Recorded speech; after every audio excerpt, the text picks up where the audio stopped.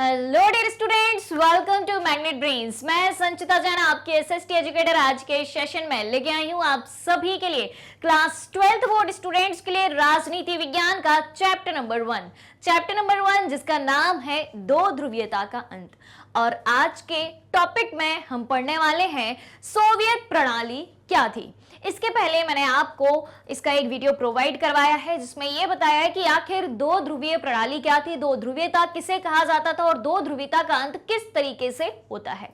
उसी के अंदर अब आगे जाके हम ये पढ़ेंगे कि सोवियत प्रणाली क्या थी।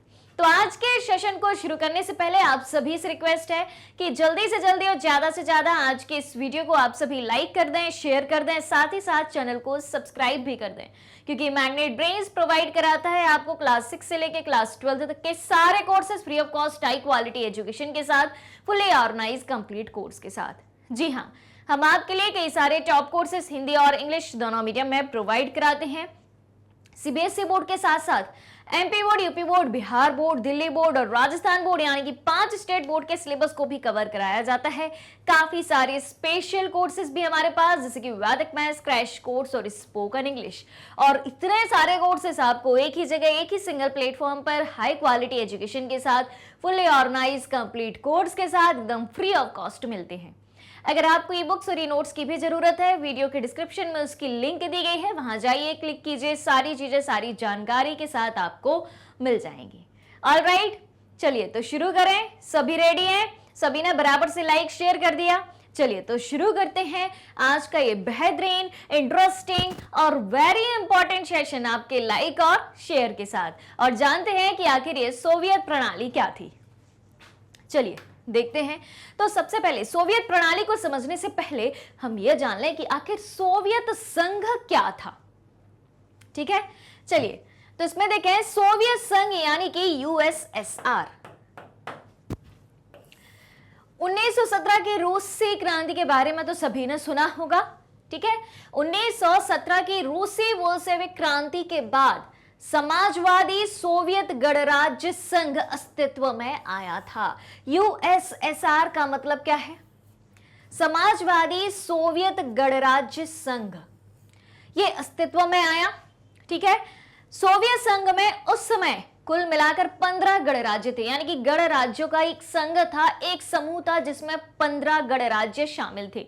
गणराज्य का मतलब यहां पर क्या है कि अलग अलग 15 देशों को मिलाकर संघ बनाया गया था, और उन 15 देशों को क्या कहा गया था? 15 गणराज्य कहा गया था। तो सोवियत संघ यानी कि यूएसएसआर, समाजवादी सोवियत गणराज्य संघ, कैसे बना था? 15 अलग अलग देशों को मिलाकर सोवियत संघ का निर्माण किया गया था। अब वो 15 देश कौन कौन से थे इसमें, उनके बारे में भी मैं आपको बताऊंगी। ठीक है, अब बात यह आती है कि आखिर सोवियत संघ का निर्माण क्यों किया गया। ठीक है, सोवियत संघ का निर्माण गरीबों के हितों को ध्यान में रखते हुए किया गया था। ठीक है, सोवियत संघ किसको फॉलो करता था? किसको फॉलो करता था? समाजवाद को फॉलो करता था। किसको फॉलो करता था? समाजवाद को। और समाजवाद क्या कहता है, या समाजवादी व्यवस्था क्या कहती है? बताइए भाई, इसे समाजवाद और साम्यवादी विचारधारा के अनुसार बनाया गया था। तो समाजवाद का कंसेप्ट क्या कहता है? समाजवाद की अवधारणा क्या कहती है? बताइए भाई। काफी सारा हमने इस बारे में पढ़ा है, समाजवाद के बारे में पढ़ा है, प्रीवियस क्लासेस में भी आपने पढ़ा होगा। तो समाजवाद का कंसेप्ट ये कहता है कि हमारे पास जितने भी संसाधन हैं, जितने भी रिसोर्सेस हैं, उन सारे रिसोर्सेस का इक्वली डिस्ट्रीब्यूशन होना चाहिए। ऐसा नहीं होना चाहिए कि पूरी दुनिया की इतनी सी अमीर जनता के हाथों में इतने ज्यादा रिसोर्सेस हों, और इतनी ज्यादा गरीब जनता के हाथों में, गरीबों की पॉपुलेशन ज्यादा है, उनके हाथ में इतने से रिसोर्सेस हो। ठीक है, और वास्तविकता क्या है? वास्तविकता यही है। ठीक है, तो सोवियत संघ का निर्माण गरीबों के हितों को ध्यान में रखते हुए किया गया था। इसे समाजवाद और साम्यवादी विचारधारा के अनुसार बनाया गया था कि हमें सबका विकास करना है, सबके साथ के साथ सबका विकास करना है, यही इनका कंसेप्ट था। सभी को समाज की मुख्य धारा से जोड़ना है, खासतौर से जो पिछड़े वर्ग के समूह है उन्हें भी सारी चीजें प्रोवाइड करानी है। क्लियर? चलिए, ये बात हो गई। तो सोवियत संघ का निर्माण कैसे हुआ, कब हुआ और क्यों हुआ, ये बात हमने समझ ली। अब देखो, यहां पर एक बात कही गई है कि सोवियत संघ के विघटन के पश्चात स्वतंत्र हुए गणराज्य निम्नलिखित हैं। इसका मतलब क्या है, यानी कि उन 15 गणराज्यों के नाम यहां पर दिए हैं जो सोवियत संघ में शामिल थे। ठीक है, तो अभी सिर्फ इतनी बात को आपको ध्यान में रखना है कि सोवियत संघ में ऐसे कौन से गणराज्य थे, ऐसे कौन से देश थे जो शामिल थे। तो हमने पढ़ा कि ऐसे 15 देश या गणराज्य शामिल थे। बाद में सोवियत संघ का विघटन हुआ तो ये देश कैसे हो गए, ये देश स्वतंत्र हो गए, सोवियत संघ के अंडर में अब नहीं रहे थे। बाद में अभी हम सोवियत संघ के विघटन की भी बात करेंगे कि सोवियत संघ का विघटन कैसे हुआ, लेकिन अभी हम ये पढ़ेंगे कि आखिर सोवियत संघ क्या है, सोवियत संघ का निर्माण कब हुआ, क्यों हुआ और कौन कौन उसमें शामिल था। तो सबसे पहले देखें कि सोवियत संघ में कौन से वो 15 देश थे जो शामिल थे। तो भैया रूसी यानी कि रूस, कजाकिस्तान, एस्टोनिया, लाटविया और लिथुआनिया। अब जल्दी से मुझे कमेंट करके बताइए। हाँ जी, 3 देशों के नाम नंबर 3, 4 और 5 पे 3 कंट्रीज के नाम यहां पर दिए हैं। इन 3 कंट्रीज को मिला के क्या कहा जाता है? एस्टोनिया, लाटविया और लिथुआनिया। ये सवाल है आपके लिए, इसका आंसर मैं नहीं बताऊंगी। एस्टोनिया, लाटविया और लिथुआनिया को तीनों को मिलाकर क्या कहा जाता है? एक वर्ड है इन तीनों को मिलाकर। ठीक है, इन तीनों को सम्मिलित रूप से क्या कहा जाता है? आंसर खोजना है और कमेंट करके बताना है। ऑलराइट, फिर उसके बाद बेलारूस, यूक्रेन, मालदोवा। आगे Armenia, Georgia, Azerbaijan, Turkmenistan, Uzbekistan, Tajikistan, Kyrgyzstan. ये 5 कंट्री जो थी सोवियत संघ में शामिल थी। बाद में सोवियत संघ का अंत हुआ, सोवियत संघ का विघटन हुआ तो ये देश सोवियत संघ से क्या हो गए? अलग हो गए, स्वतंत्र हो गए, सीधी सी बात है। और ये जो 5 कंट्री हमने देखी है, सॉरी 15 कंट्री हमने देखी हैं, इन 15 कंट्री में सबसे ज्यादा प्रभुत्व किसका था? रूस का प्रभुत्व था, रशिया का प्रभुत्व था। ठीक है, चलिए अब देखें आखिर सोवियत संघ एक महाशक्ति के रूप में कैसे उभरा। हमने ये पढ़ा था पहले सेशन में, पहले वीडियो में इस चैप्टर के ये पढ़ा था कि जैसे ही सेकेंड वर्ल्ड वॉर खत्म होता है, कब खत्म होता है? 1945 में। कौन सा world war? Second world war खत्म होता है तो क्या होता है? 2 महाशक्तियों का उदय होता है। होता है कि नहीं होता है भाई? बिल्कुल होता है। 2 महाशक्तियों का उदय होता है।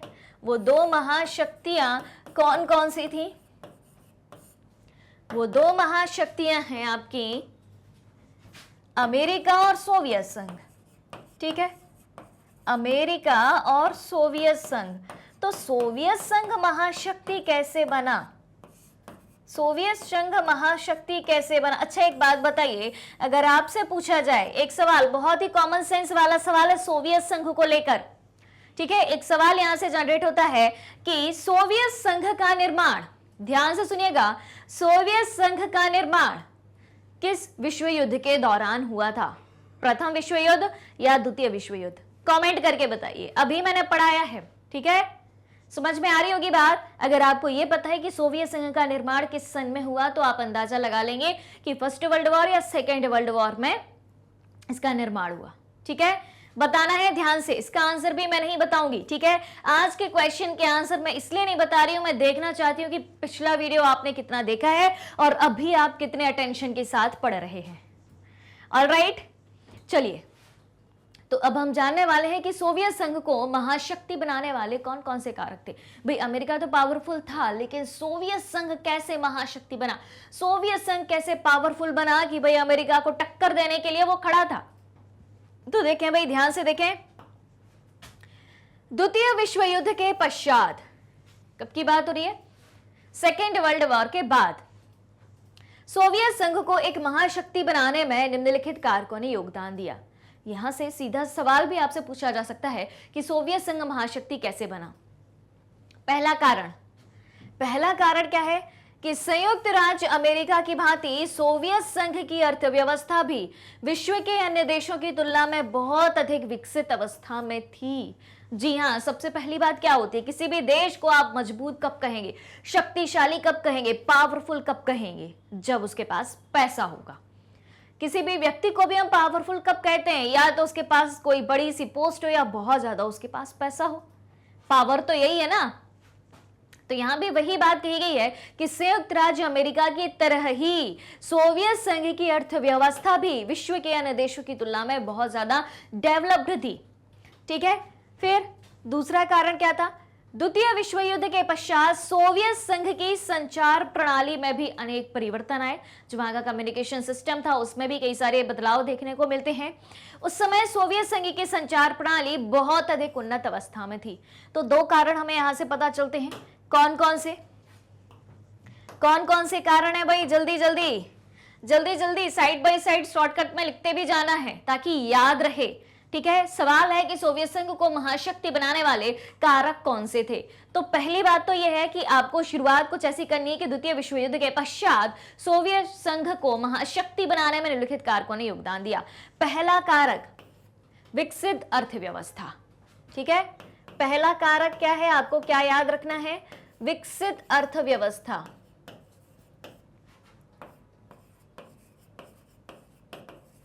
दूसरा कारक क्या है? उन्नत संचार प्रणाली।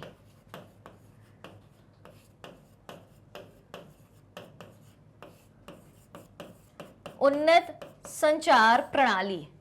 Alright, clear?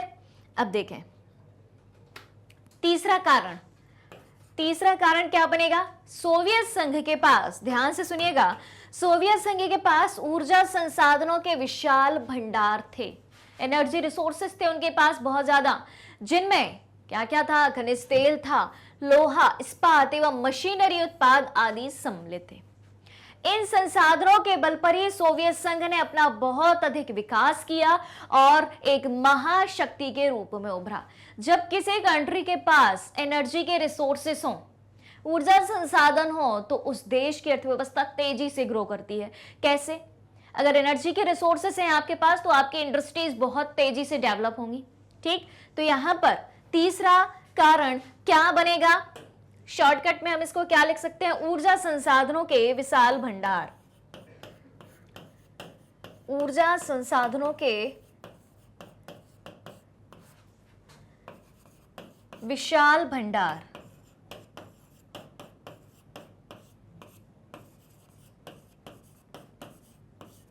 ठीक, तीन कारण हो चुके हैं। चौथा कारण देखें, सोवियत संघ में यातायात के साधनों का पर्याप्त विकास हुआ, ट्रांसपोर्टेशन का विकास हुआ। सोवियत संघ के दूरदराज के इलाके भी आवागमन की सुव्यवस्थित एवं विशाल प्रणाली के कारण आपस में जुड़े हुए थे। यानी कि सोवियत संघ में जो दूर स्थित देश थे या दूर स्थित जगह थी, ट्रांसपोर्टेशन की वजह से, आवागमन के साधनों की वजह से जुड़े हुए थे, क्योंकि वहां तक आसानी से पहुंचा जा सकता था, चाहे कोई भी जगह कितनी भी दूर क्यों ना हो। तो चौथा कारण क्या था? यातायात के साधनों का विकास। ठीक,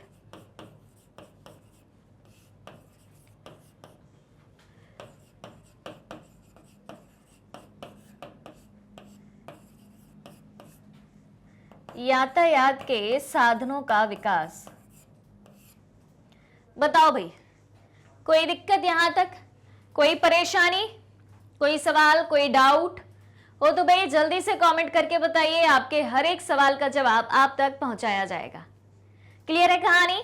चलिए तो चलते हैं आगे फटाफट से। इसका स्क्रीनशॉट आप ले लें, क्योंकि शॉर्टकट में अगर आपको चीजें याद है और कंसेप्ट पता है तो आप उसको डिटेल में लिख सकते हैं। अगर आपसे बड़ा आंसर पूछा जाए, छोटा आंसर पूछा जाए, तो आपको क्या करना है? इसी तरीके से पॉइंट टू पॉइंट अपनी बात लिख देनी है। और थोड़ा बड़ा पूछा जाए तो उनको थोड़ा सा अपन को क्या कर देना है? डिस्क्राइब कर देना है। ठीक, चलिए आगे भी है, देखें अगला कारण क्या है? सोवियत संघ का घरेलू उपभोक्ता उद्योग भी बहुत अधिक उन्नत अवस्था में था। घरेलू उपभोक्ता उद्योग बहुत अधिक उन्नत अवस्था में था। इसका मतलब क्या है कि यहाँ पिन से लेकर कार तक समस्त वस्तुओं का उत्पादन होता था। यानी कि छोटी से छोटी चीज से लेकर बड़ी से बड़ी चीज तक का निर्माण यहीं पर होता था। उन्हें कोई चीज बाहर से नहीं मंगानी पड़ती थी कि उन्हें आयात करना पड़े, इंपोर्ट कराना पड़े अपने यहाँ। ठीक है, तो यद्यपि सोवियत संघ के उपभोक्ता उद्योग में निर्मित होने वाली वस्तुएं गुणवत्ता के दृष्टिकोण से पश्चिमी देशों के स्तर के समकक्ष नहीं थी। हर चीज का उत्पादन तो इनके यहाँ होता था, जैसे अमेरिका में भी हर चीज का प्रोडक्शन होता था, हर प्रोडक्ट बनते थे, तो सोवियत संघ में भी हर प्रोडक्ट बनते थे, लेकिन क्वालिटी कहाँ की अच्छी थी? अमेरिका की थी, पश्चिमी देशों की ज्यादा अच्छी थी, लेकिन बनती इनके यहाँ भी थी हर चीज। तो घरेलू उपभोक्ता उद्योग, उन्नत घरेलू उपभोक्ता उद्योग, इस पॉइंट को हम कुछ ऐसे बना सकते हैं, क्या लिखेंगे? उन्नत घरेलू उपभोक्ता उद्योग।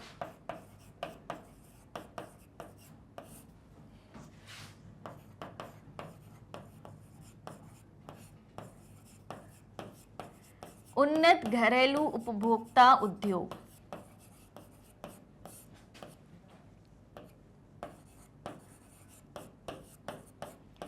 क्लियर है कहानी?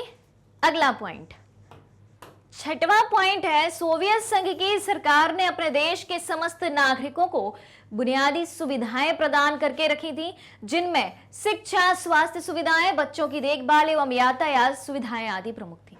किसी भी देश के नागरिकों को क्या चाहिए? जो उनकी बेसिक नीड्स हैं उनको आप पूरा कर दो। उनको खाना मिले, उनको घर मिले, उनको कपड़े मिले, उनको स्वास्थ्य की सुविधा मिले, उनको शिक्षा की सुविधा मिले। सीधी सी बात, यही सबकी बेसिक नीड्स होती हैं, और सोवियत संघ की सरकार ने अपने देश के पूरे सिटीजन्स के लिए यह सुविधा प्रोवाइड करी थी। तो इसको हम क्या लिख सकते हैं? इसको हम क्या लिख सकते हैं कि बुनियादी सुविधाएं। क्लियर? सभी नागरिकों को बुनियादी सुविधाओं की उपलब्धता। क्लियर? बुनियादी सुविधाओं की उपलब्धता। ठीक है, तो ये पॉइंट आपको क्या करना है? स्क्रीनशॉट ले लेना है और याद भी कर लेना है। तो भाई देखो, विकसित अर्थव्यवस्था थी, उन्नत संचार प्रणाली थी, ऊर्जा संसाधनों के विशाल भंडार थे उनके पास, यातायात के साधनों का विकास हुआ। ठीक है, सभी प्रकार के साधन उपलब्ध थे, जिसके कारण दूर स्थित देशों से भी आसानी से ये जुड़े रहते थे। उन्नत घरेलू उपभोक्ता उद्योग था, पिन से लेकर कार तक हर वस्तु का उत्पादन वहीं होता था। उसके बाद सभी नागरिकों को बुनियादी सुविधाओं की उपलब्धता थी। वहां की सरकार ने शिक्षा, स्वास्थ्य, भोजन, पानी, सड़क, हर सुविधा वहां के नागरिकों को उपलब्ध करवाई थी। क्लियर? यहां तक कोई डाउट हो तो बताओ भाई जल्दी से, नहीं तो बढ़े आगे, आगे बढ़ा जाए। तो भाई जल्दी से चेक करके बताओ कि बराबर से लाइक शेयर हो रहा है कि नहीं हो रहा है। अगर नहीं हो रहा है तो सबसे पहला काम क्या करना है? आपको लाइक और शेयर का करना है। ठीक, चलिए अब हम जानेंगे लेनिन के बारे में। जी हाँ, लेनिन कौन था? 2-3 व्यक्तियों के बारे में जानना भी बहुत जरूरी है। ठीक है, तो बेसिक इंफॉर्मेशन हम ले लें, फिर हम आगे बढ़ते जाएंगे। ठीक है, क्लियर हो रही है बात? क्योंकि यहां पर कनेक्टिविटी बहुत जरूरी है। अगर कोई भी छोटी से छोटी चीज हमने स्किप कर दी तो भाई बात का कंसेप्ट समझ में नहीं आएगा, इसलिए हर एक छोटी से छोटी चीज को हमें समझना होगा बीच बीच में।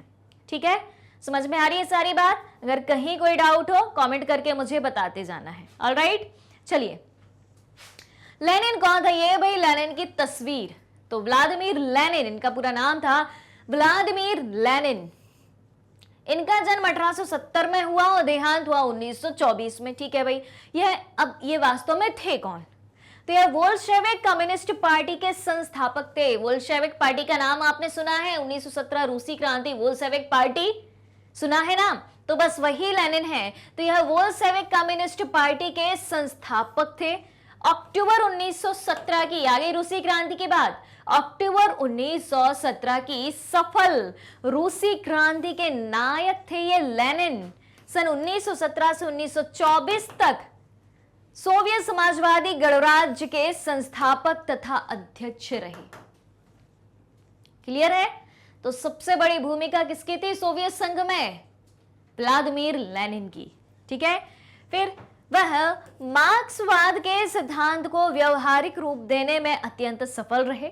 ठीक है, मार्क्स जो बातें करते थे, कार्ल मार्क्स जो बातें करते थे, उनका सही तरीके से इंप्लीमेंटेशन किसने किया? लेनिन ने किया।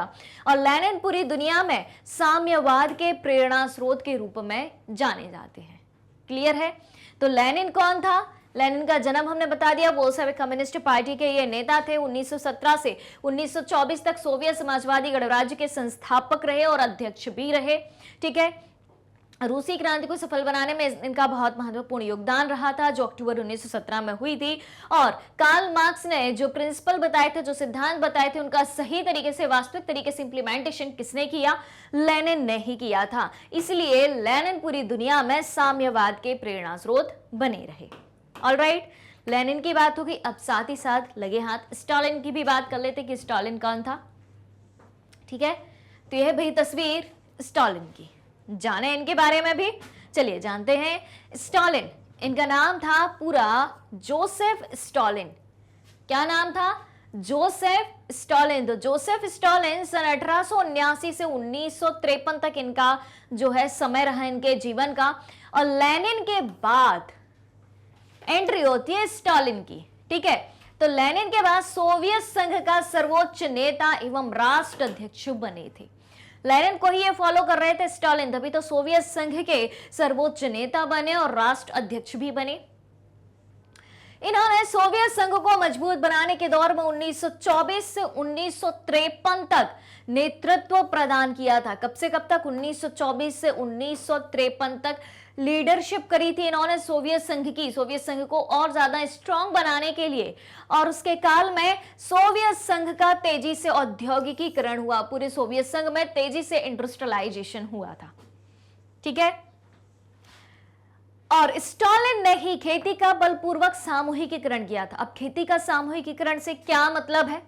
कि सभी लोग साथ में मिलकर खेती करो, अलग अलग खेती मत करो कि भाई किसानों के हिसाब से इस तरीके से जमीनें बांट दी हैं और किसानों में आपस में जमीनें बटी हुई हैं और किसान अपने अपने हिसाब से खेती कर रहे हैं, जिससे उन्हें ज्यादा मुनाफा नहीं हो रहा है। तो स्टालिन ने क्या कहा था? स्टालिन ने कहा था कि खेती का सामूहिकीकरण कर दिया जाना चाहिए। सभी लोग साथ में समूह के रूप में एक ग्रुप बनाकर खेती करें, खेतों को आपस में मिला दो। ठीक है, सब बराबर काम करेंगे और जो भी प्रॉफिट होगा सभी को इक्वली डिस्ट्रीब्यूट कर दिया जाएगा। क्लियर? तो इस तरीके से इन्होंने खेती के सामूहिकीकरण को प्रोत्साहन दिया था।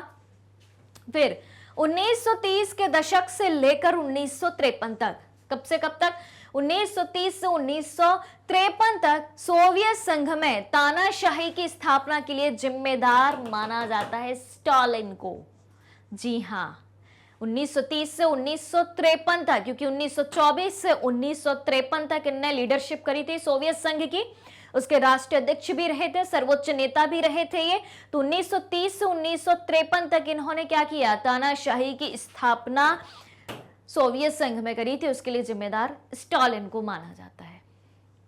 ठीक, तो दो महत्वपूर्ण नेताओं के बारे में हमने जान लिया, लेनिन और स्टालिन। अब हम आते हैं कहां? सोवियत प्रणाली की तरफ, कि आखिर सोवियत सिस्टम वास्तव में क्या था। ठीक है, हमने क्या क्या जाना? ध्यान से सुनो भाई, अभी तक हमने क्या क्या जाना? सोवियत संघ को जाना। सोवियत संघ में सोवियत संघ के 15 गणराज्यों के बारे में जाना। एक बार जल्दी से रिवीजन कर लेते हैं। ठीक, सोवियत संघ के 15 गणराज्यों के बारे में जाना। उसके बाद क्या जाना? जल्दी जल्दी जल्दी, सोवियत संघ की कुछ विशेषताओं के बारे में जाना। और खास तौर से ये जाना कि सेकेंड वर्ल्ड वॉर के बाद सोवियत संघ महाशक्ति कैसे बना? सोवियत संघ महाशक्ति कैसे बना? सोवियत संघ को महाशक्ति के रूप में क्यों जाना जाता है? महाशक्ति के रूप में क्यों जाना जाता है, ये भी पढ़ा हमने।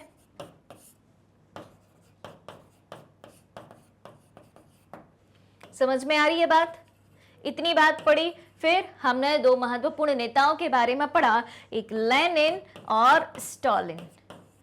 ठीक, लेनिन और स्टालिन, यहां तक दिक्कत?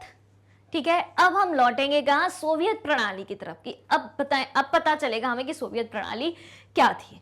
चलिए तो देखते हैं। अब इसी तरीके से बीच बीच में रिवीजन करते जाना है ताकि कनेक्टिविटी बनी रहे। यहां पर कनेक्टिविटी की बहुत जरूरत होती है।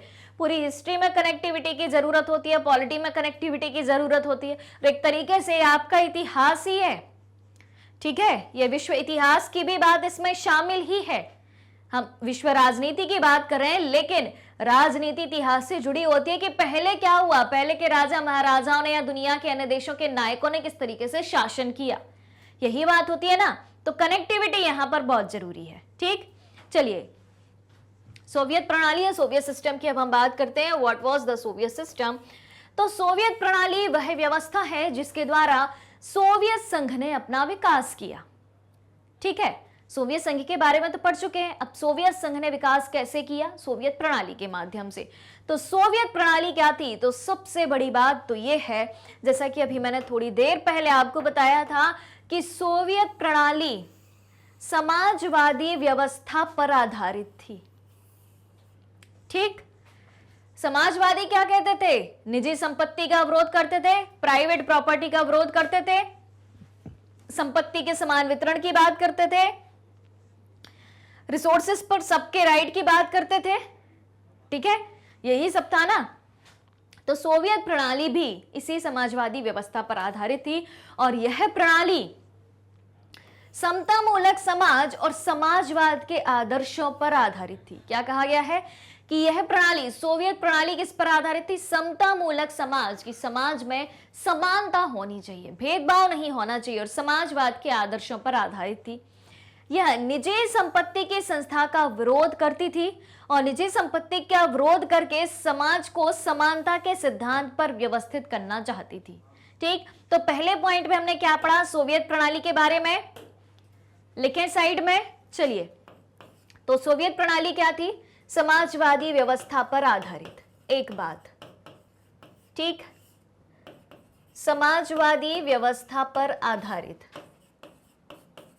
उसके बाद समाजवादी व्यवस्था क्या थी? इसको हम लिख लेंगे। समाजवादी व्यवस्था क्या थी? बताओ भाई जल्दी से। निजी संपत्ति का विरोध, निजी संपत्ति का विरोध करते थे समाजवादी। ठीक है, समानता की बात करते थे या समतामूलक समाज की बात करते थे। ठीक है, उसके बाद दूसरा पॉइंट क्या है कि सोवियत प्रणाली के निर्माताओं ने पार्टी की संस्था को सर्वाधिक महत्व दिया, इसलिए सोवियत राजनीतिक प्रणाली की धुरी साम्यवादी पार्टी थी। क्या बात कही गई है इनके बारे में कि सोवियत प्रणाली के निर्माताओं ने, जिन्होंने सोवियत सिस्टम को बनाया था, उनने पार्टी की संस्था को सर्वाधिक महत्व दिया, इसीलिए सोवियत राजनीतिक प्रणाली की धुरी साम्यवादी पार्टी थी। पार्टी पर इन्हें ध्यान दिया था। और किस पार्टी पर? साम्यवादी पार्टी। राजनीतिक पार्टी होना चाहिए, इनकी राजनीतिक पार्टी का नाम क्या था? साम्यवादी पार्टी, जिसमें किसी अन्य दल या विपक्ष के लिए कोई जगह नहीं थी कि भाई हमारे विरोध में कोई दूसरा दल होगा ही नहीं, विपक्ष की बात ही नहीं होगी। जब दूसरी पॉलिटिकल पार्टी होगी ही नहीं, दूसरा राजनीतिक दल होगा ही नहीं, तो विपक्ष की बात आएगी कहां से? ठीक है, समझ में आ रही बात? तो साम्यवादी पार्टी का क्या उद्देश्य था? साम्यवादी पार्टी का क्या उद्देश्य था? कि विपक्षी दल नहीं होना चाहिए, विपक्षी दल की भूमिका नहीं, विपक्षी दल की भूमिका नहीं, कोई दूसरी पॉलिटिकल पार्टी भी नहीं। क्लियर? और अर्थव्यवस्था योजनाबद्ध राज्य के नियंत्रण में थी। योजनाबद्ध अर्थव्यवस्था, जी हां, योजनाबद्ध अर्थव्यवस्था। क्या भारत में भी योजनाबद्ध अर्थव्यवस्था का कंसेप्ट आपने सुना है? बताओ जल्दी से। क्या भारत में भी आपने योजनाबद्ध अर्थव्यवस्था का कंसेप्ट सुना है? बिल्कुल सुना है। 5 ईयर प्लान के बारे में सुना है, पंचवर्षीय योजनाओं के बारे में सुना है। क्या कहते हो? बिल्कुल सभी ने सुना है पंचवर्षीय योजनाओं के बारे में। और पंचवर्षीय योजनाओं का कंसेप्ट भारत में कहां से लिया गया था? सोवियत संघ से ही लिया गया था।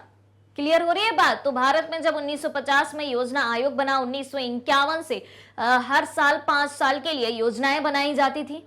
हर 5 साल के लिए एक योजना बनाई जाती थी, जिसे हम पंचवर्षीय योजना के माध्यम से जानते हैं, नाम से जानते हैं। तो वो क्या था? योजनाबद्ध अर्थव्यवस्था ही तो थी। ठीक, क्लियर? ये 3 पॉइंट क्लियर? चलिए,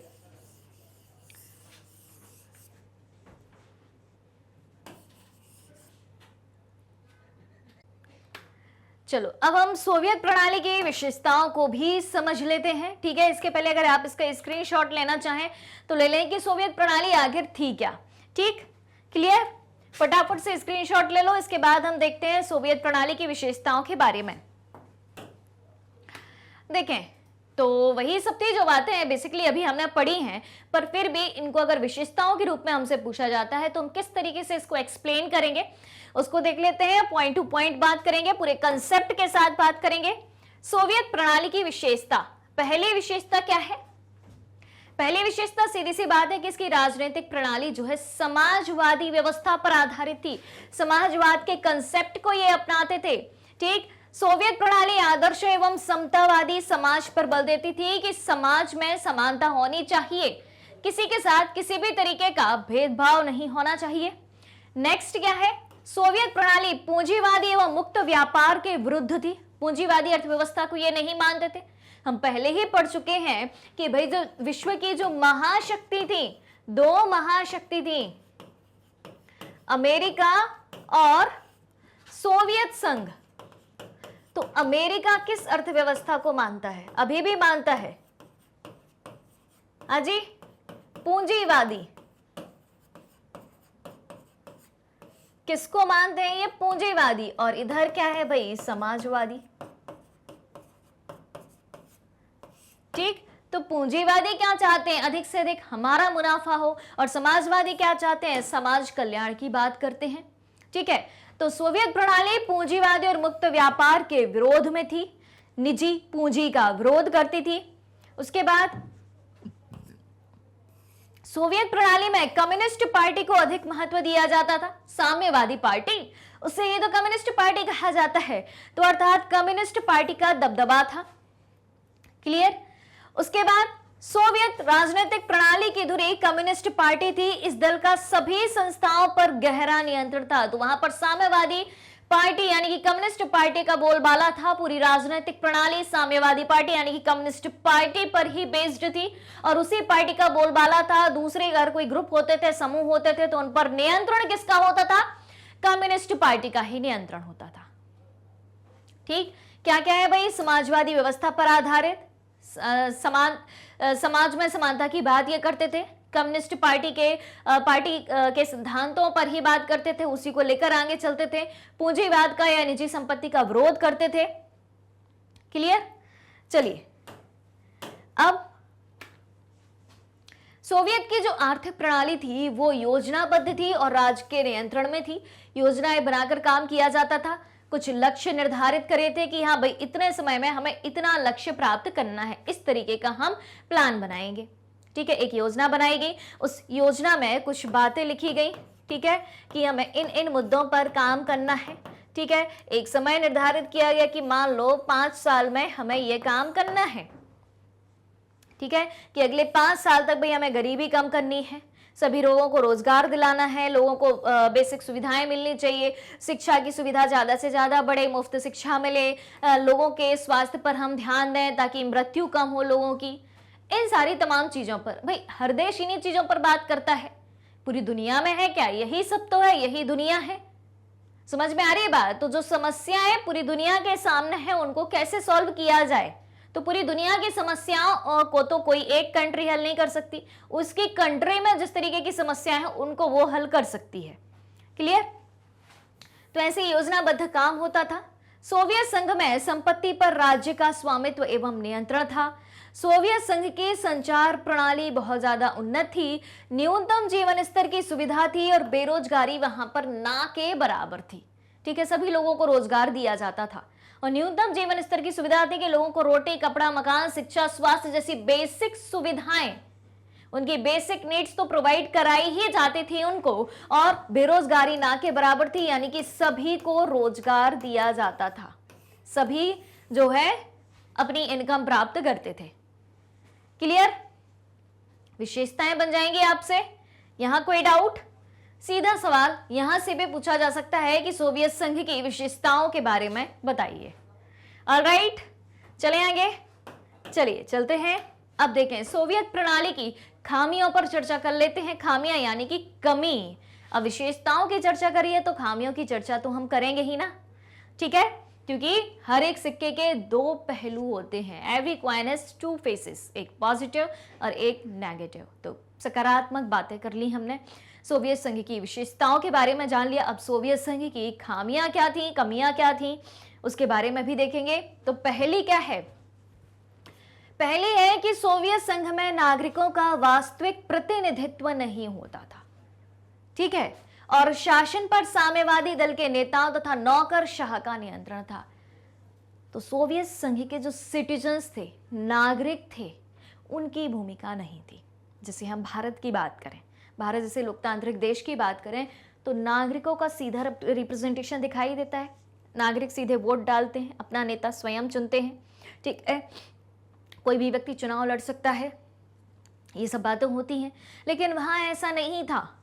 सोवियत प्रणाली में, सोवियत सिस्टम में नागरिकों का वास्तविक प्रतिनिधित्व नहीं होता था और शासन पर साम्यवादी दल के नेताओं, नौकरशाही का नियंत्रण था। क्योंकि अभी हमने पढ़ा है कि वहां पर सिर्फ एक पार्टी का रूल होता था, एक पार्टी का शासन होता था।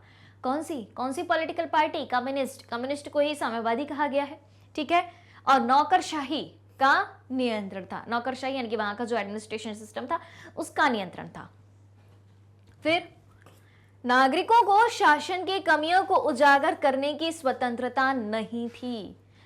नागरिक चुपचाप बाजरा देखते थे, उनके शासन में क्या कमियां हैं या उन्हें क्या कमी खल रही है, वो किस परेशानी से जूझ रहे हैं शासन की तरफ से, वो जो है उजागर करने की स्वतंत्रता नहीं थी नागरिकों को।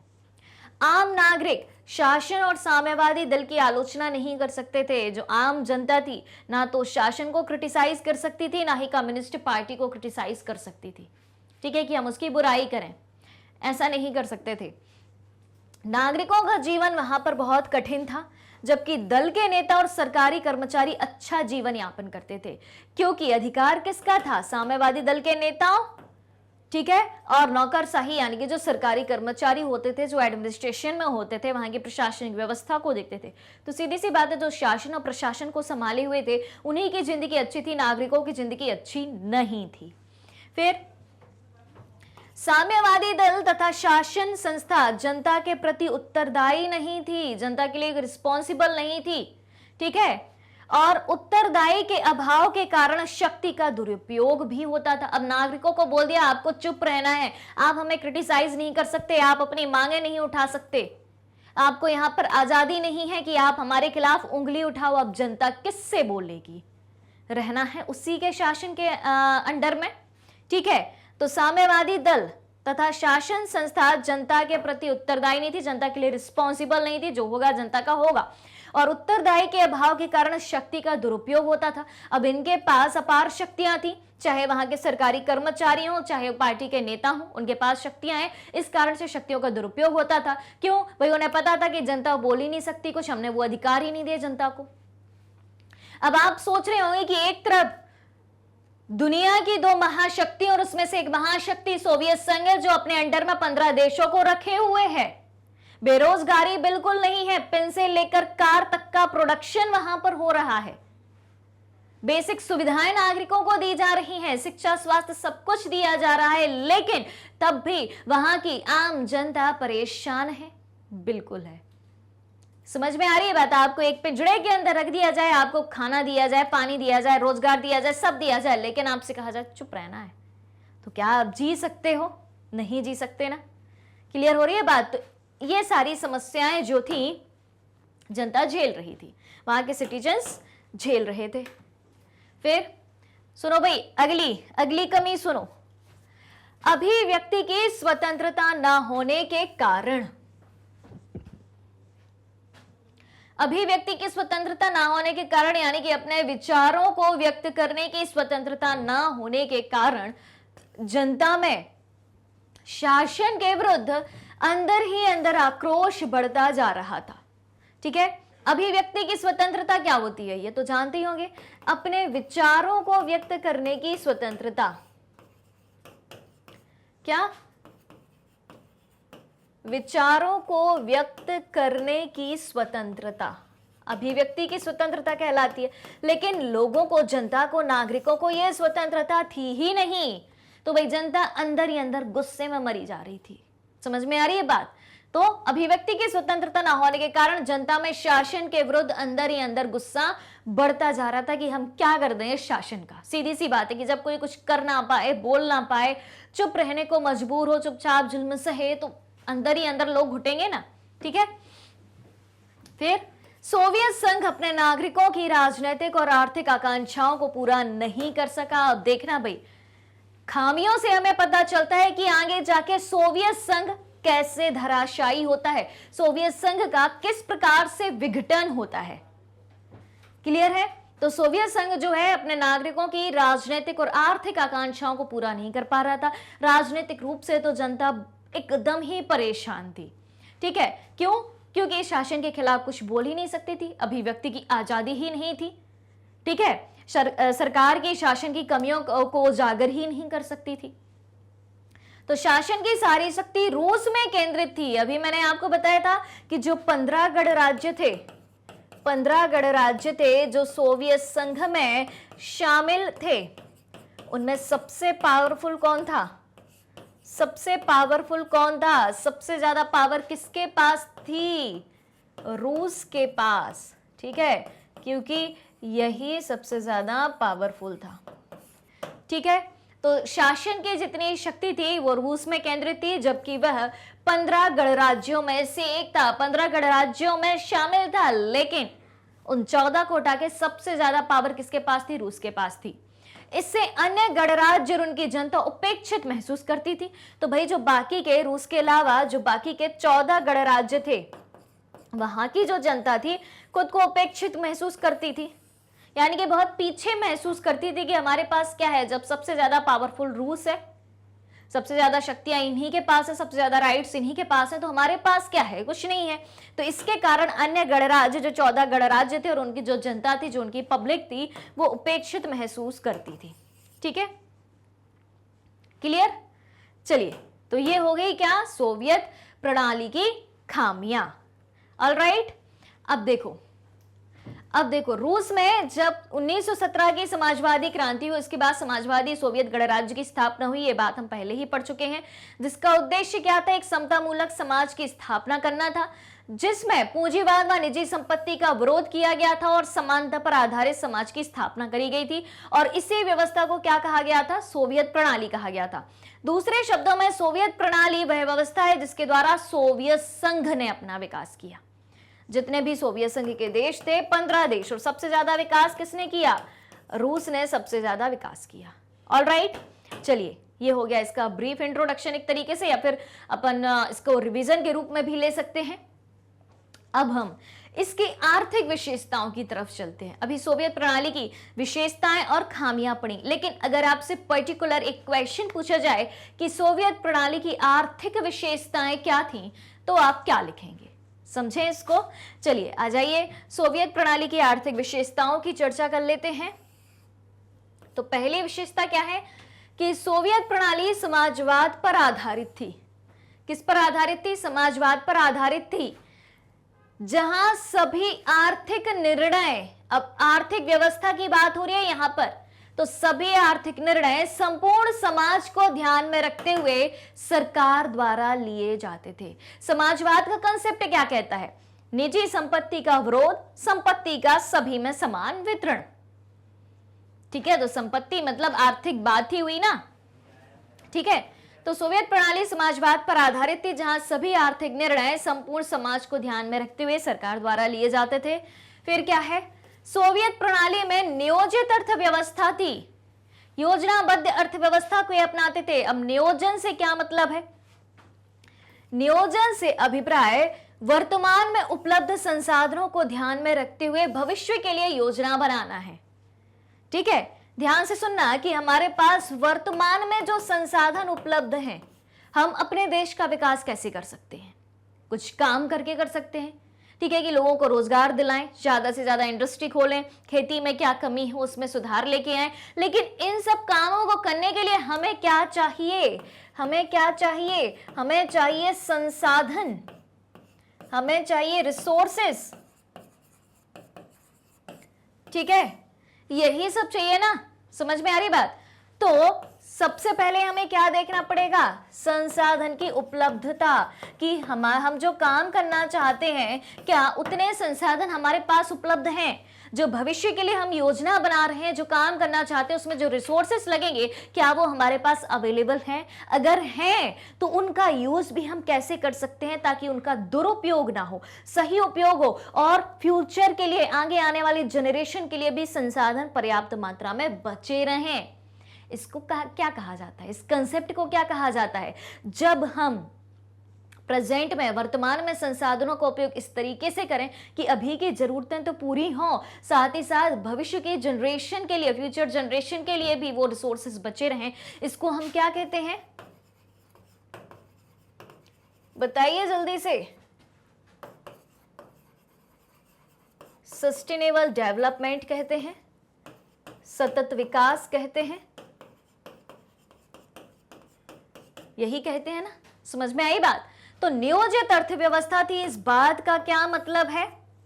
नियोजन का क्या मतलब होता है कि नियोजन से अभिप्राय वर्तमान में उपलब्ध संसाधनों को ध्यान में रखते हुए भविष्य के लिए योजना बनाना है कि हमारे पास जो रिसोर्सेस अवेलेबल हैं उनका हम बेहतर तरीके से यूज कैसे कर सकते हैं। ठीक है, फिर उसके बाद क्या है? न्यूनतम जीवन स्तर की सुविधा। न्यूनतम जीवन स्तर की सुविधा, न्यूनतम जीवन स्तर क्या होता है? क्या होता है बताओ जल्दी से। इसका अर्थ क्या है? एक ऐसी स्थिति जिसमें एक व्यक्ति को वह सभी सुविधाएं उपलब्ध हों जिनके बिना उसका सामान्य रूप से विकास करना मुश्किल हो। अब बेसिक सुविधाएं क्या होती है न्यूनतम जीवन स्तर के लिए? बुनियादी सुविधाएं क्या होती हैं? रोटी, कपड़ा, मकान, शिक्षा और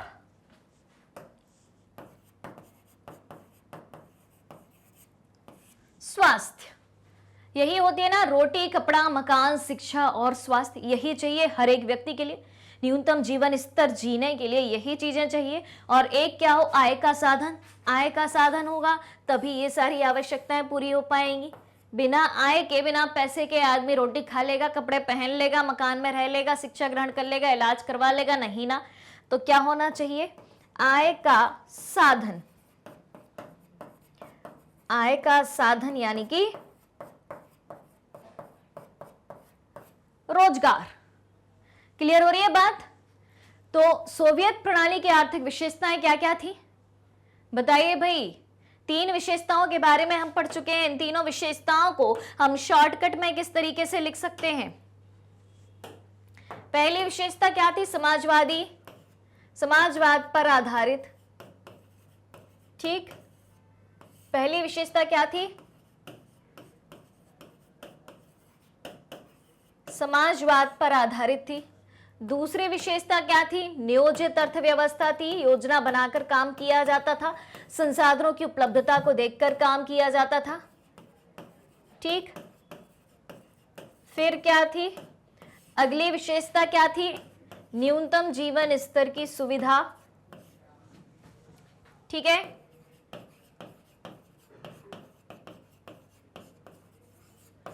न्यूनतम जीवन स्तर की सुविधा। क्लियर है यहां तक की कहानी? ऑलराइट, चलिए अब चौथी विशेषता क्या थी? बेरोजगारी ना के बराबर थी, सभी व्यक्तियों को रोजगार दिया जाता था। सबसे बड़ी, किसी भी अर्थव्यवस्था की सबसे बड़ी विशेषता क्या हो सकती है? कि वहां पर बेरोजगारी ना हो, हर व्यक्ति काम में लगा हो, हर व्यक्ति की इनकम आती हो। ठीक है, तो बेरोजगारी ना के बराबर थी, संचार प्रणाली उन्नत थी। ठीक है, मिल्कियत का प्रमुख रूप राज्य का स्वामित्व होता था, मालिकाना हक किसके हाथ में होता था? राज्य के हाथ में होता था। भूमि और अन्य उत्पादक संपदाओं पर राज्य का ही नियंत्रण था, जो वहां की जमीन थी या और भी उत्पादक संपदाएं होती थी या जहां से प्रोडक्शन होता था, खेती है या फिर कोई इंडस्ट्री है जहां उत्पादन कार्य हो रहा है, वहां पर सरकार का नियंत्रण होता था। सरकार का नियंत्रण क्यों होता था? क्योंकि वो निजी व्यवस्था के विरोध में थे, निजी क्षेत्र की बात वो करते नहीं थे कि किसी उद्योगपति के हाथ में किसी एक फैक्ट्री का, कंपनी का या किसी भी चीज का नियंत्रण हो। राज्य का नियंत्रण यानी कि सरकार का नियंत्रण। सरकार का नियंत्रण होगा, चीजें सभी को मिलेंगी, सीधी सी बात है। ठीक। तो भूमि और अन्य उत्पादक संपदाओं पर राज्य का नियंत्रण था, क्योंकि वो पूंजीवाद का विरोध करते थे, निजी संपत्ति का विरोध करते थे, निजी अर्थव्यवस्था के विरोधी थे। फिर उपभोक्ता उद्योग बहुत उन्नत थे वहां पर, एक छोटी सी पेन से लेकर कार जैसी बड़ी वस्तुओं का उत्पादन वहां पर किया जाता था। ऊर्जा संसाधनों के विशाल भंडार हुआ करते थे वहां पर। सोवियत संघ के पास सभी प्रकार के ऊर्जा संसाधन थे, जैसे खनिज तेल, लोहा, इस्पात आदि प्रचुर मात्रा में उपलब्ध थी। तो और कौन कौन सी विशेषताएं हम इसमें ऐड कर सकते हैं? देखो, रोजगार की व्यवस्था, शॉर्टकट में लिखते हैं, ठीक है, संचार प्रणाली और उन्नत उपभोक्ता उद्योग, हाँ ये बाद में लिख लेंगे अपन, ठीक है, उन्नत उपभोक्ता उद्योग।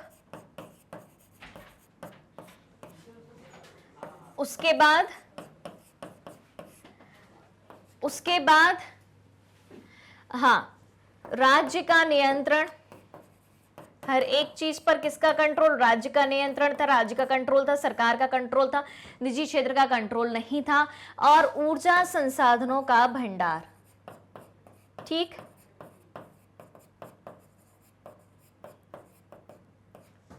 ऊर्जा संसाधनों का भंडार। क्लियर है कहानी यहां तक की? चले आगे, कोई दिक्कत? चलिए, तो हाँ भाई, फटाफट से स्क्रीनशॉट ले लें। पूरी आर्थिक विशेषताएं वहां की आपको बताई गई हैं, आर्थिक प्रणाली के बारे में बताया गया है। अगर आपसे पूछा जाए कि सोवियत संघ की आर्थिक प्रणाली की विशेषताएं बताइए, आर्थिक प्रणाली के बारे में बताइए, बिल्कुल एज इट इज आपको लिख देना है, कोई दिक्कत नहीं होगी। ठीक है, ले लिया स्क्रीनशॉट, बढ़े आगे। चलिए, अब सोवियत प्रणाली की राजनीतिक विशेषताओं की भी हम चर्चा कर लेते हैं इसी में। तो देखें, केवल एक पार्टी का शासन, सोवियत संघ में केवल पार्टी यानी कि कम्युनिस्ट पार्टी का शासन था, सिर्फ एक पार्टी का शासन। राजनीति की बात हो रही है तो सिर्फ और सिर्फ एक पार्टी का शासन होता था, कोई विपक्ष नहीं होता था। भाई एक पार्टी का शासन होगा तो कोई दूसरी पार्टी ही क्यों होगी? ठीक है, दल या पार्टी क्यों होगी? कोई राजनीतिक पार्टी या पॉलिटिकल पार्टी क्यों होगी? नहीं होगी, नहीं होगी तो विपक्ष भी नहीं होगा। फिर पूंजीवाद, निजी स्वामित्व तथा मुक्त व्यापार का ये विरोध करते थे और किसी अन्य राजनीतिक पार्टी को बनाने की छूट ही नहीं थी। कोई व्यक्ति या कोई समूह अपनी दूसरी पॉलिटिकल पार्टी बना ही नहीं सकता था। क्लियर है कहानी? तो आर्थिक और राजनीतिक विशेषताएं भी हमने पढ़ी सोवियत प्रणाली के बारे में। सोवियत प्रणाली क्या थी, शुरुआत हमने कहां से करी थी? जल्दी फटाफट से अपन छोटा सा रिवीजन कर लें। शुरुआत हमने कहां से करी थी? देखो भाई, छोटा सा रिवीजन, फटाफट से छोटा सा रिवीजन करते हैं हम। ठीक है, रिवीजन जरूरी है बीच बीच में 1-1 मिनट का, क्योंकि कनेक्टिविटी बनी रहनी चाहिए, सारे पॉइंट्स आपके दिमाग में बने रहने चाहिए। तो सबसे पहले हमने किसकी चर्चा करी थी? सबसे पहले हमने चर्चा करी थी सोवियत संघ की। ठीक, उसके 15 गणराज्य की चर्चा करी थी, लेनिन की चर्चा करी थी, स्टालिन की चर्चा करी थी। फिर उसके बाद सोवियत प्रणाली क्या थी, इसकी चर्चा करी थी। इसके अंदर विशेषताओं की चर्चा करी, विशेषताएं, खामियां या कमियां, इसकी चर्चा करी थी। फिर उसके बाद आर्थिक विशेषताएं एवं राजनीतिक विशेषताएं।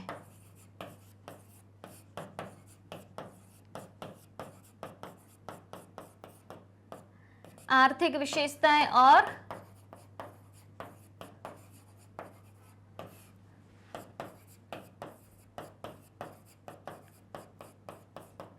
राजनीतिक विशेषताएं, इतनी चर्चा कुल मिला के हमने करी है। ठीक है, अभी तक। ऑलराइट, बातें सारी याद आ गई? जैसे जैसे मैंने एक एक पॉइंट लिखे, सारी बातें आपको याद आएंगी, कहां कहां हमने क्या क्या पढ़ा अभी तक। क्लियर है? तो पूरी की पूरी अभी हम सोवियत सिस्टम को ही पढ़ रहे हैं कि आखिर ये सोवियत संघ क्या था और सोवियत सिस्टम क्या था। क्लियर है?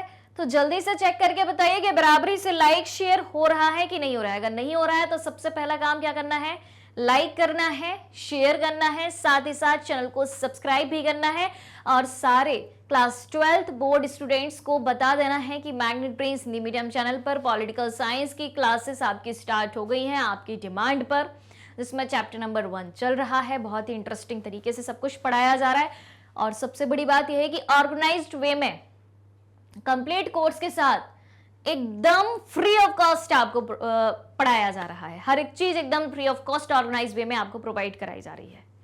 ऑलराइट, चलिए अब सोवियत संघ का थोड़ा सा इतिहास भी हम देख लेते हैं। साथ ही साथ यहां पर हम जोसेफ स्टालिन का शासन देखेंगे 1924 से 1953 तक, जहां हमने पहले अभी बहुत ही शॉर्टकट में लेनिन और स्टालिन की बात करी थी। तो इन्होंने 1924 से 1953 तक सोवियत संघ का नेतृत्व किया था, ये बात हमने पढ़ी थी, और इन्होंने सोवियत संघ के विकास में महत्वपूर्ण भूमिका निभाई थी। अब उसमें हमने सिर्फ ये पढ़ा था कि जोसेफ स्टालिन कौन थे, ठीक है, काम इनके नहीं पढ़े थे, तो भैया इनके काम भी पढ़ लेते हैं कि किस प्रकार से सोवियत संघ के विकास में इन्होंने अपनी महत्वपूर्ण भूमिका निभाई थी। तो इन्होंने क्या किया, उद्योगों को बढ़ावा दिया, ठीक है, इंडस्ट्रीज को बढ़ावा दिया। द्वितीय विश्व युद्ध में इन्होंने जीत भी दिलाई थी सोवियत संघ को। फिर खेती का बलपूर्वक समूहीकरण भी इन्होंने किया था। सामूहिकीकरण की मैंने अभी बात बताई थी आपको कि जो खेत अलग थलग थे, किसानों से कहा कि खेतों का सामूहिकीकरण करो, खेतों को इकट्ठा करो, सामूहिक रूप से सभी साथ में मिलकर काम करो, ठीक है, जो भी प्रॉफिट होगा इक्वली आप बांट लो। क्लियर, चलिए तो ये बात हो गई। उसके बाद सोवियत संघ और शीत युद्ध की भी हम बात कर लेते हैं लगे हाथ। तो 1945 में, जैसा कि मैंने आपको बताया था, 1945 में सेकेंड वर्ल्ड वॉर खत्म हुआ था, जो 1939 से चला था। तो 1939 से 1945 तक चले सेकेंड वर्ल्ड वॉर या द्वितीय विश्व युद्ध में धुरी राष्ट्र या केंद्रीय शक्तियों की एक बार फिर से हार हो गई थी और मित्र राष्ट्र जीत चुके थे। तो 1945 में जैसे ही सेकेंड वर्ल्ड वॉर खत्म होता है, उसके बाद दुनिया में दो महाशक्तियों का उदय होता है, जिसमें पहली थी अमेरिका और दूसरी थी सोवियत संघ। दो महाशक्तियां होने की वजह से विश्व में शीत युद्ध का दौर शुरू हुआ। अब दो महाशक्तियां हैं अगर किसी भी कंट्री में, तो वो आपस में लड़ाई नहीं करेंगे कि भैया हाँ एक की सेना इधर खड़ी है, एक की सेना इधर खड़ी और दोनों में बस युद्ध होने को है और युद्ध चालू हो गया है। ऐसा नहीं होगा। क्यों? क्योंकि जो दो महाशक्तियां हैं वो एक दूसरे से भाई काफी हद तक डरेंगे भी कि मान लो अमेरिका ने रूस पर हमला किया, सोवियत संघ पर हमला किया, तो भाई पता है सोवियत संघ के पास भी परमाणु बम रखे हैं एकदम, कभी भी वो भी हमला बोल सकते हैं। या रूस ने अमेरिका पर किया तो अमेरिका भी ताकतवर है। समझ रहे हैं बात? जहां बराबरी की बात हो तो आपस में सीधे डायरेक्ट लड़ाई नहीं होगी। लड़ाई कैसे होगी? चुप होके, एकदम चुप। कोल्ड वॉर, शीत युद्ध, इसका क्या मतलब है कि चुपचाप लड़ाई होगी, मैदानी जंग नहीं होगी, ठीक है। तो दोनों महाशक्तियां खुद को दूसरी महाशक्ति से अच्छा साबित करने की उस समय कोशिश करने लगी थी। क्लियर है? तो सोवियत संघ और शीत युद्ध का क्या कंसेप्ट है, ये बात समझ में आई आपको? शीत युद्ध की शुरुआत आपको कहां से दिखाई देती है? द्वितीय विश्व युद्ध से। कहां से दिखाई देती है? द्वितीय विश्व युद्ध से। जैसे ही द्वितीय विश्व युद्ध खत्म हुआ 1945 में, 1945 में इसका अंत हुआ था द्वितीय विश्व युद्ध का, ठीक है। तो दुनिया में दो महाशक्ति उभरी, अमेरिका और क्या नाम इसका, सोवियत संघ। दो महाशक्ति उभरी, दोनों में शीत युद्ध प्रारंभ हुआ और दो ध्रुवीयता की शुरुआत यहां से होती है, ठीक है। तो पूरी दुनिया दो भागों में एक तरीके से बढ़ चुकी थी। कुछ लोग अमेरिका के पक्ष में थे, कुछ लोग सोवियत संघ के पक्ष में थे। ऐसा क्यों था? लोगों को ऐसा लगता था, यानी कि बाकी दुनिया के दूसरे देशों को ऐसा लगता था कि अगर हम किसी एक महाशक्ति के साथ रहेंगे तो अगर दूसरी महाशक्ति हम पर पर्टिकुलर हमला करती है तो एक महाशक्ति के संरक्षण में हमें बचा लेगी। सीधी सी बात है। क्लियर? तो इसे ही दो ध्रुवीय विश्व कहा जाता है। बात आ रही समझ में? अब कनेक्टिविटी हो रही है शुरू से लेकर अब तक की। ऑलराइट, कोई डाउट है? सोवियत संघ और शीत युद्ध का क्या कनेक्शन है, क्या कंसेप्ट है, यहां तक क्लियर? चला जाए फिर आगे, ठीक है। चलिए तो भैया जल्दी चेक कर लेना कि लाइक शेयर किया है कि नहीं, क्योंकि बहुत इंपॉर्टेंट कंसेप्ट चल रहा है, बहुत इंटरेस्टिंग कंसेप्ट चल रहा है। चलिए अब हम उस दौरान की मुख्य घटनाएं को जान लेते हैं। कौन कौन सी घटनाएं ऐसी घटी थी जिससे अमेरिका और यूरोप में होड़ मची हुई थी। ऑलराइट, चलिए तो सबसे पहले ये घटना थी उस समय की क्यूबा मिसाइल संकट। क्यूबा मिसाइल संकट क्या है, इसके पहले ये जानना जरूरी है कि क्यूबा क्या है। मिसाइल तो भाई सभी जानते हैं, लेकिन क्यूबा क्या है? तो क्यूबा अमेरिका के तट पर स्थित एक द्वीपीय देश है। क्यूबा क्या है? अमेरिका तट पर स्थित एक द्वीपीय देश है। सबसे पहले इस बात को आप ध्यान में रखना, ठीक है। अब ये क्यूबा का मिसाइल संकट क्या है, ये बात आती है।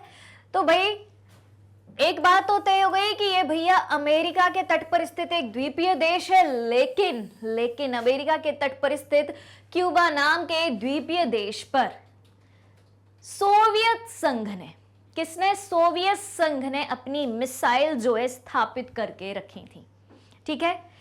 था अमेरिका के तट पर स्थित द्वीपीय देश है, अमेरिका के हिस्से की बात है, लेकिन किसने? सोवियत संघ ने अपना एक सैन्य अड्डा इसको बना के रखा था, ठीक है। सैन्य अड्डा इसको बना के रखा था क्यूबा को, और वहां पर अपनी क्या रखी?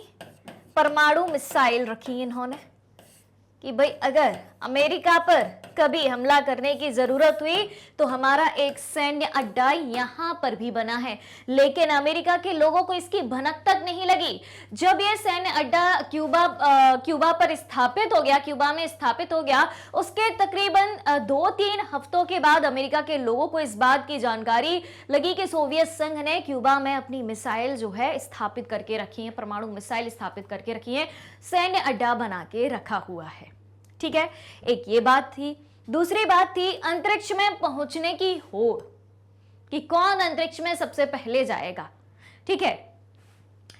तो यहां पर एक पॉइंट इसी में हम जोड़ के पढ़ेंगे। स्पुतनिक और यूरी गागरिन को अंतरिक्ष में भेजा, किसने भेजा? स्पुतनिक फर्स्ट का नाम आपने सुना होगा, यूरी गागरिन का भी नाम आपने सुना होगा, लेकिन स्पुतनिक और यूरी गागरिन आखिर है कौन, क्या है ये, कोई जानता है? बताओ भाई क्लास 12th स्टूडेंट्स। स्पुतनिक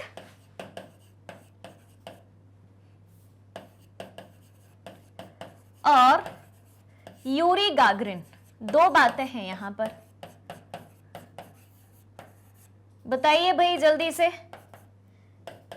कौन बताएगा इसका सही आंसर? स्पुतनिक क्या है?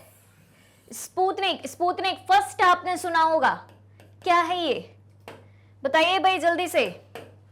स्पुतनिक फर्स्ट है एक कृत्रिम उपग्रह, ठीक है, कृत्रिम उपग्रह है, एक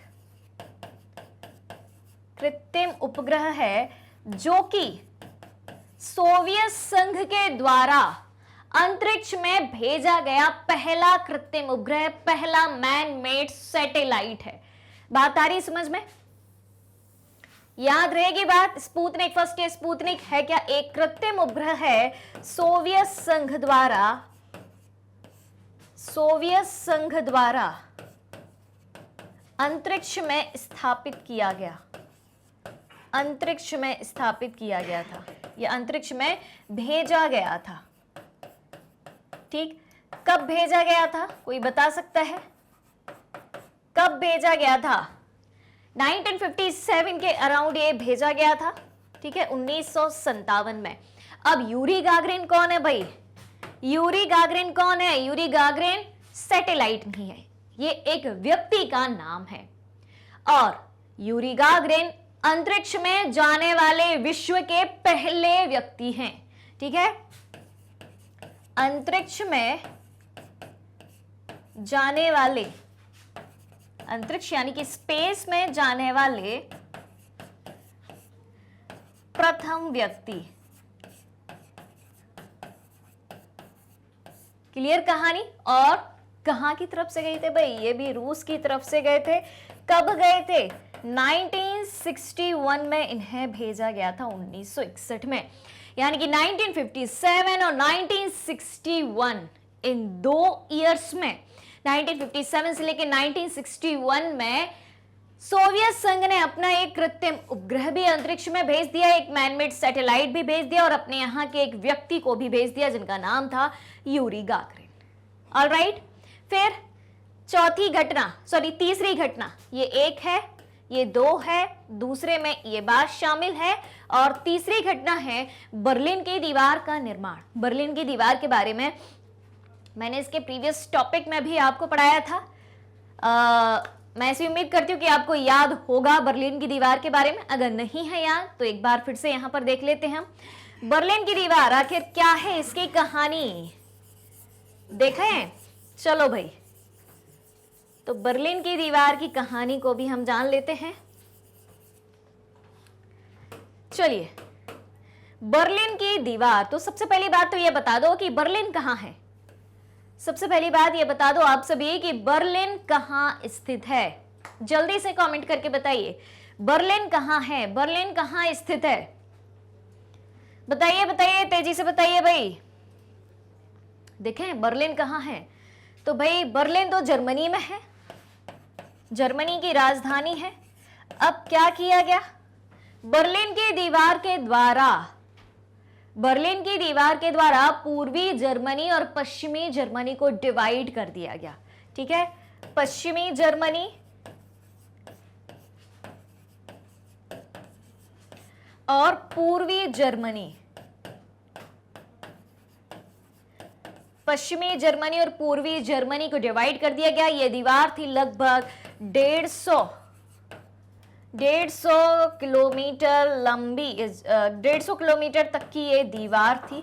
ठीक है, तो पश्चिमी जर्मनी और पूर्वी जर्मनी को इस दीवार के द्वारा अलग कर दिया गया। तो जो पश्चिमी जर्मनी का हिस्सा था वो पश्चिमी सभ्यता को मानता था, पूर्वी जर्मनी का जो हिस्सा था, पूर्वी यूरोप का हिस्सा था, वो किसको मानता था। एक तरीके से कहा जाए तो पश्चिमी यूरोप और पूर्वी यूरोप को ही इस दीवार ने डिवाइड कर दिया था। तो पश्चिमी यूरोप किसको मानता था, बताओ भाई। पश्चिमी यूरोप किसको मानता था, किस प्रकार की अर्थव्यवस्था को मानता था, पूंजीवादी। ठीक है, पश्चिमी यूरोप किस प्रकार की अर्थव्यवस्था को मानता था, पूंजीवादी।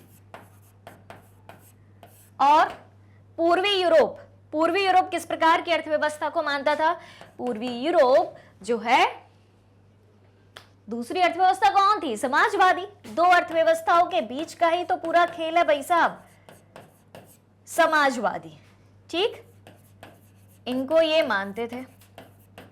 तो इस तरीके से बर्लिन की दीवार खड़ी की गई थी, लेकिन जनता हो चुकी थी परेशान इस पूरब और पश्चिम के बंटवारे से। तो जनता ने 1989 में इस दीवार को क्या कर दिया, तोड़ दिया, और जनता क्रांति करने को उतर आई थी। ऑलराइट, तो उस समय की जो मुख्य घटनाएं थी उनको हमने एक बार अच्छे से देख लिया। क्यूबा का मिसाइल संकट, अंतरिक्ष में पहुंचने की होड़, और बर्लिन की दीवार का निर्माण किया गया था। ऑलराइट, और 1989 में इस दीवार को तोड़ भी दिया गया था। क्लियर है यहां तक की कहानी। ऑलराइट, चले आगे। तो भाई जल्दी से चेक करके बता दो कि बराबरी से लाइक शेयर हुआ है कि नहीं हुआ है। अगर नहीं हुआ है तो आप सभी से रिक्वेस्ट है कि 12th बोर्ड के स्टूडेंट्स तक ये वीडियो पहुंचा दो, और सभी को बता दो कि मैग्नेट ब्रेन्स हिंदी मीडियम पर क्लास 12th की पॉलिटिकल साइंस की क्लासेस स्टार्ट हो चुकी हैं, और हम आपकी बुक नंबर 1 समकालीन विश्व में राजनीति से स्टार्ट कर रहे हैं। ऑलराइट, चलिए। अब सोवियत संघ पर शीत युद्ध का क्या प्रभाव पड़ा, भाई शीत युद्ध के बारे में भी हमने पढ़ा है। अमेरिका, कहा जाए तो अमेरिका और सोवियत संघ के बीच की एक लड़ाई है, लेकिन मैदानी जंग नहीं है, चुपचाप एक दूसरे से लड़ रहे हैं, चुपचाप एक दूसरे का विरोध कर रहे हैं। एक की अर्थव्यवस्था है पूंजीवादी, तो एक की अर्थव्यवस्था है समाजवादी। ठीक है, तो सोवियत संघ पर शीत युद्ध का या कोल्ड वॉर का क्या इंपैक्ट पड़ता है, क्या प्रभाव पड़ता है, देख लेते हैं इसको। पहला, हथियारों के निर्माण में अत्यधिक खर्चा। जो शीत युद्ध हुआ था, मतलब शीत युद्ध का प्रभाव सोवियत संघ पर हुआ था, उसमें यह नतीजा निकला कि सोवियत संघ का हथियारों के निर्माण में अत्यधिक खर्चा हुआ। क्यूबा पर इन्होंने अपना एक तरीके से सैन्य अड्डा या मिसाइल स्टेशन ही, परमाणु मिसाइल स्टेशन ही बना के रखा था। ज्यादा से ज्यादा हथियारों को ये बनाते जा रहे थे ताकि इनकी जो सैन्य शक्ति है, आर्मी पावर है, वो मजबूत रहे। पश्चिमी देशों से पिछड़ जाना, वेस्टर्न कंट्रीज से ये पिछड़ चुके थे, ठीक है, क्योंकि सोवियत संघ इसका हिस्सा था, पूर्वी यूरोप का हिस्सा था। फिर अर्थव्यवस्था का रुक जाना, यहाँ की अर्थव्यवस्था थम गई थी। ठीक है, लोग परेशान हो चुके थे, विकास की गति यहाँ की कम हो गई थी, और उसके बाद देश की समस्याओं से ध्यान हट गया था वहां की उस समय की तत्कालीन सरकार का। ऑलराइट, तो सोवियत संघ पर शीत युद्ध के निम्न प्रभाव हमें दिखाई देते हैं, और इन प्रभावों से आपको क्या समझ में आता है ये बताइए। क्या ये सारे सकारात्मक प्रभाव आपको दिखाई दे रहे हैं? नहीं ना, सारे के सारे नकारात्मक प्रभाव ही दिखाई दे रहे हैं। इससे हमें क्या पता चलता है कि आगे जाके सोवियत संघ खत्म हो जाएगा। Alright, clear? सोवियत संघ कैसे खत्म होता है, क्यों खत्म होता है, यानी कि इनका विघटन कैसे होता है, इस बारे में हम नेक्स्ट वीडियो में पढ़ेंगे, नेक्स्ट टॉपिक में पढ़ेंगे। ऑलराइट, ठीक है, तो आप सभी के मन में जिज्ञासा तो जरूर होगी कि आखिर सोवियत संघ पर शीत युद्ध के सारे नकारात्मक प्रभाव पड़े तो सोवियत संघ खत्म होगा। ठीक है, होगा तो कैसे होगा और क्यों होगा, और खत्म होने के बाद क्या परिणाम निकलते हैं, वो सारी चीजें हम जानेंगे नेक्स्ट वीडियो में। तो जल्दी से नोटिफिकेशन बेल आइकन को प्रेस कर दीजिए, ताकि जैसे ही नेक्स्ट वीडियो अपलोड होता है उसका नोटिफिकेशन आपको तुरंत ही मिल जाए और आप हमारे साथ तुरंत ही जुड़ जाएं। तो अगर आप हमारे डेली के लाइव सेशन और रिकॉर्डेड सेशन से जुड़ना चाहते हैं, सारी चीजें उपलब्ध हैं मैग्नेट ब्रेन्स के यूट्यूब चैनल, वेबसाइट और एप्लीकेशन पर। मैग्नेट ब्रेन्स इंडिया का number 1 100% free online education platform है। इसके अलावा अगर आप ई बुक्स और नोट्स भी चाहते हैं, उसकी लिंक भी वीडियो के डिस्क्रिप्शन बॉक्स में दी गई है, वहां से आप अवेल कर सकते हैं। सारी चीजें, सारी जानकारी के साथ आप प्राप्त कर सकते हैं। हमारे पास आपके लिए कई सारे टॉप कोर्सेस हिंदी और इंग्लिश दोनों मीडियम में उपलब्ध हैं। सीबीएसई बोर्ड के साथ साथ दिल्ली, बिहार, यूपी, एमपी और राजस्थान बोर्ड के सिलेबस को भी कंप्लीट कराया जाता है, यानी कि 5 स्टेट बोर्ड के सिलेबस को कंप्लीट कराया जाता है। सारे कोर्सेस आपको एनसीईआरटी से ही कंप्लीट कराए जाते हैं। काफी सारे स्पेशल कोर्सेज भी हमारे पास, जैसे कि वैदिक मैथ्स क्रैश कोर्स और स्पोकन इंग्लिश, और इतने सारे कोर्सेज आपको एक ही जगह, एक ही सिंगल प्लेटफॉर्म पर हाई क्वालिटी एजुकेशन के साथ, फुली ऑर्गेनाइज कंप्लीट कोर्स के साथ एकदम फ्री ऑफ कॉस्ट प्रोवाइड कराए जाते हैं। मैग्नेट ब्रेन्स यूट्यूब के अलावा अदर सोशल मीडिया प्लेटफॉर्म जैसे कि फेसबुक, इंस्टाग्राम, ट्विटर, व्हाट्सएप पर भी है। आप हमें यहाँ भी फॉलो कर सकते हैं, यहाँ से भी सारी जानकारी प्राप्त कर सकते हैं। तो आज के सेशन को ज्यादा से ज्यादा लाइक और शेयर करते हुए चैनल को सब्सक्राइब भी करना है। हमारे साथ बने रहिए, जुड़े रहिए, पढ़ते रहिए, खुश रहिए। Thank you so much.